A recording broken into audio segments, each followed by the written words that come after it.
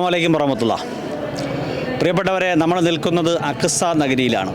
കേരളത്തിൽ ഒരു അഖ്സ നഗരി എങ്ങനെ വന്നു എന്നുള്ള സ്വാഭാവികമായൊരു സംശയം നമുക്കുണ്ടാകാം.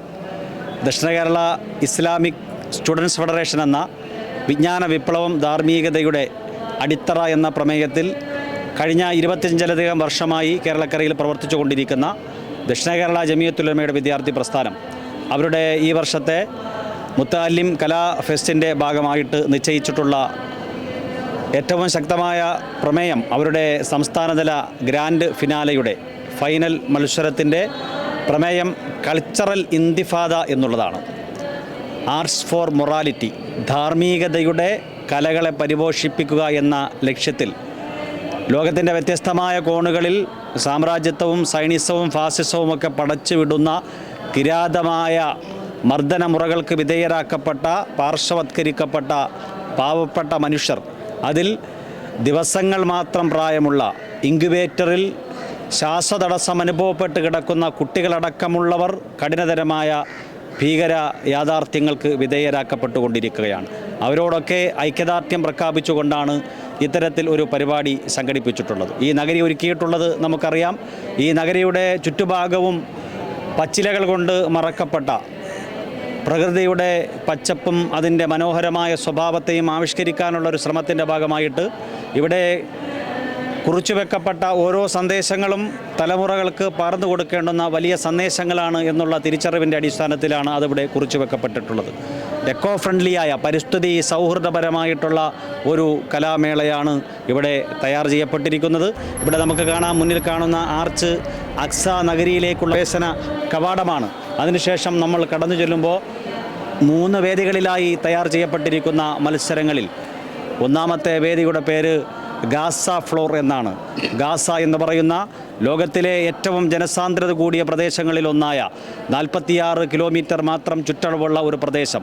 ആ പ്രദേശം ലോകത്തെ ഏറ്റവും നരകതുല്യമായ ഒരു പ്രദേശമായി മാറിക്കൊണ്ടിരിക്കുന്ന സാഹചര്യമാണ് നമുക്ക് കാണാൻ സാധിക്കുന്നത്. ലോകത്തെ ഏറ്റവും വലിയ പ്രതിരോധ സംവിധാനമുള്ള ഒരു രാജ്യം ആയുധശേഷിയില്ലാത്ത കല്ലും കമണയും മാത്രം ഉപയോഗിച്ച് പ്രതിരോധിക്കുന്ന ഒരു ജനതയെ വട്ടം ചേർന്ന് ആകാശത്തു നിന്ന്, കടലിൽ നിന്ന്, ഭൂമിക്കടിയിൽ നിന്നൊക്കെ ഏറ്റവും ആധുനികമായ മാരക പ്രഹരശേഷിയുള്ള ആയുധങ്ങൾ കൊണ്ട് ആക്രമിച്ച് നരകതുല്യമായ ജീവിതത്തിലേക്ക് തള്ളിവിടപ്പെടുന്ന ഒരു പ്രദേശത്തിൻ്റെ പേരാണ് ഗാസ എന്ന് പറയുന്നത്.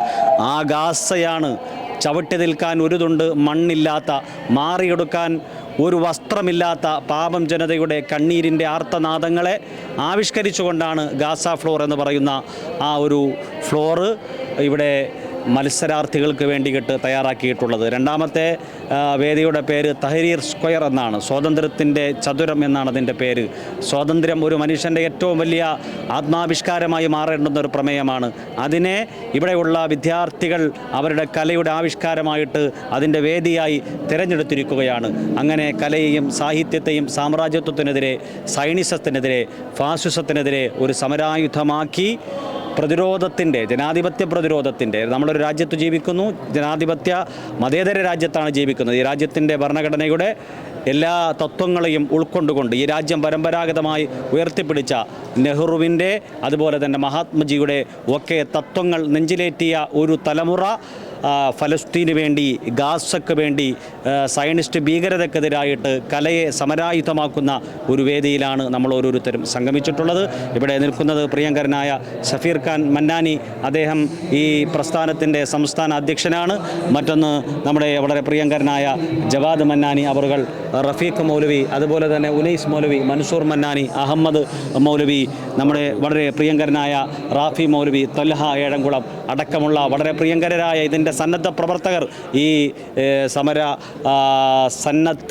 സമരസന്നദ്ധർ എന്ന് പറയുമ്പോൾ അതൊരിക്കലും ഒരു അക്രമത്തിൻ്റെ അഭിവാജ്ഞയെ പ്രചോദിപ്പിക്കുന്ന ഒരു പ്രയോഗമല്ല, മറിച്ച് ഈ കല എന്ന് പറയുന്ന ലോകത്തെ ഏറ്റവും വശീകരണ ശക്തിയുള്ള ഒരു ആയുധത്തെ വിദ്യാർത്ഥികൾക്ക് വേണ്ടി, തലമുറകൾക്ക് വേണ്ടിയിട്ട് അവരുടെ സമര ആവേശ പ്രചോദിതമായ ഒരു സാഹചര്യം സൃഷ്ടിക്കുക എന്നുള്ള ലക്ഷ്യത്തിന് വേണ്ടിയിട്ടാണ് നമ്മളിവിടെ സംഗമിച്ചിട്ടുള്ളത്.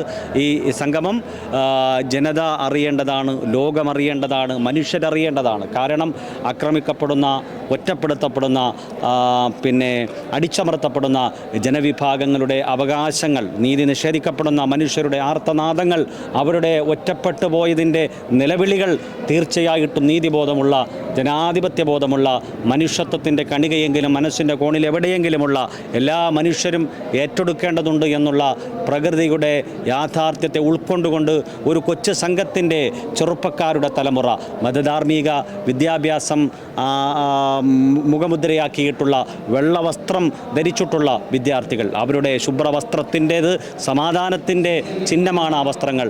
ആ വസ്ത്രമണിഞ്ഞ വിദ്യാർത്ഥികൾ ഇവിടെ മത്സരിക്കുമ്പോൾ ഈ കലയെ ഒരു സമരായുധമാക്കുകയാണ് അവർ ചെയ്യുന്നത്.